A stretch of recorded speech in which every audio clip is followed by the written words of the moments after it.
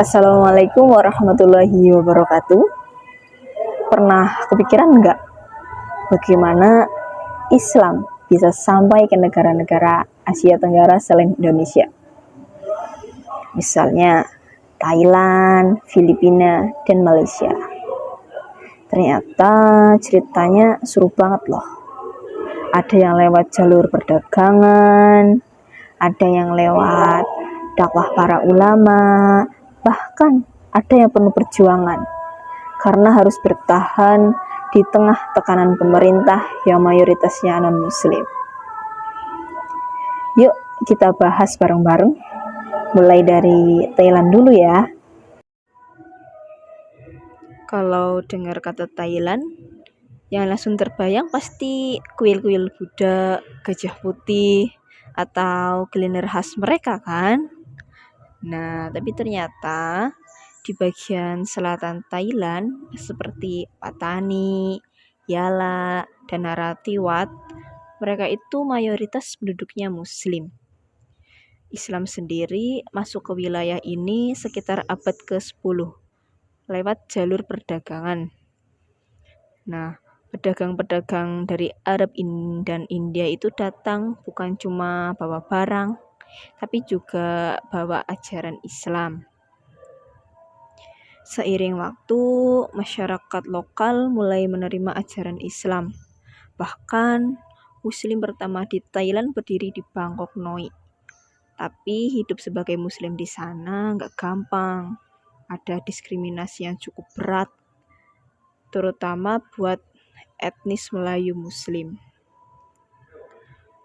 Mereka itu nggak boleh pakai bahasa Melayu di sekolah. Harus pakai nama Thailand kalau mau daftar kerja atau sekolah. Bahkan sering dipandang sebagai orang luar yang disebut haik, yang artinya tamu.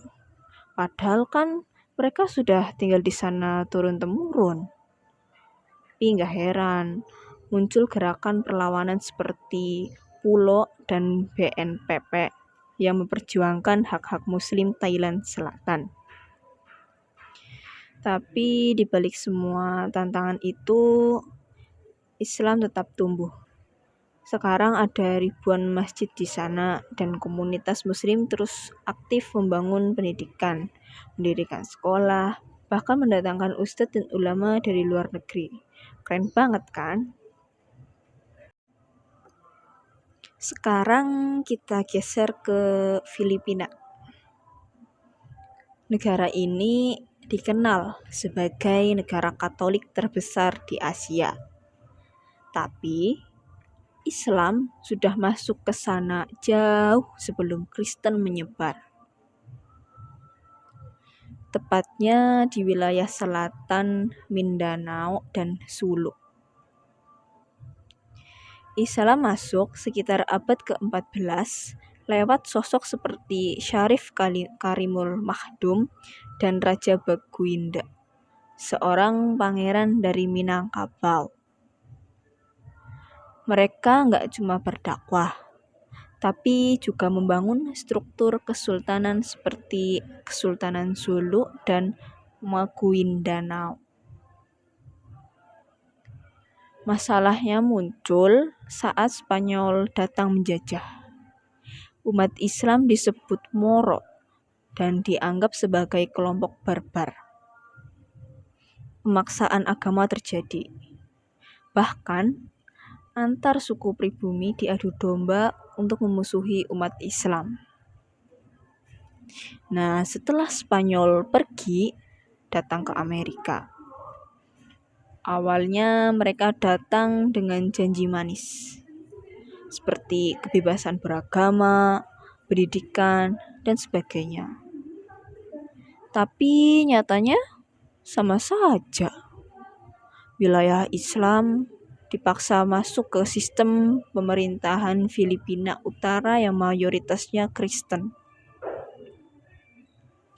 Tapi bangsa Moro nggak tinggal diam. Ada yang berjuang lewat diplomasi seperti MNLF atau Moro National Liberation Front. Ada juga yang lewat perlawanan bersenjata seperti MILF atau Moro Islamic Liberation Front. Sampai sekarang, umat Islam di Filipina tetap bertahan, walaupun mereka minoritas. Masjid berdiri, madrasah hidup, dan kesadaran keislaman terus tumbuh, terutama di Mindanao.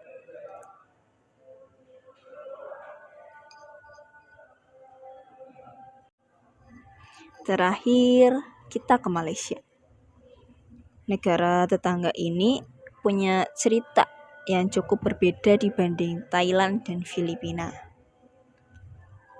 Di sini, Islam bukan minoritas, bahkan jadi agama resmi negara. Islam masuk ke Malaysia sekitar abad ke-12 lewat para pedagang dari India dan Arab. Salah satu bukti sejarahnya adalah batu bersurat Trengganu, yaitu batu kuno yang bertuliskan hukum Islam dalam bahasa Melayu dan aksara Arab. Penyebaran Islam di Malaysia cukup unik. Ada yang mulai dari rakyat kecil, lalu naik ke penguasa atau bottom up. Ada juga yang dari sultan langsung ke rakyat atau top down. Kesultanan Melaka jadi salah satu pusat penyebaran Islam terbesar waktu itu. Dan yang menarik, Islam di Malaysia bukan cuma soal agama. Ia juga jadi identitas budaya Melayu, mulai dari pakaian, bahasa, sampai gaya hidup. Semuanya dipengaruhi Islam. Dalam dunia politik, ada dua partai besar yang mewarnai peran Islam, yaitu UMNO sebagai partai pemerintah dan PAS sebagai oposisi Islam. Meskipun beda pendekatan, dua-duanya berpengaruh besar dalam menjaga nilai-nilai Islam di negara itu. Hingga sekarang, Malaysia punya sistem ekonomi syariah, bank Islam, pendidikan agama yang mapan, bahkan program seperti Islam Hadari yang dirancang untuk menyelaraskan Islam dengan kemajuan zaman. Nah, dari tiga negara ini kita bisa lihat satu hal penting. Islam selalu menemukan jalannya. Mau itu lewat perdagangan, dakwah, pendidikan, atau perjuangan melawan penjajah. Islam akan terus tumbuh, meski harus melewati jalan yang gak selalu mulus. Setiap tempat punya cerita, punya tantangan, dan punya keunikan sendiri.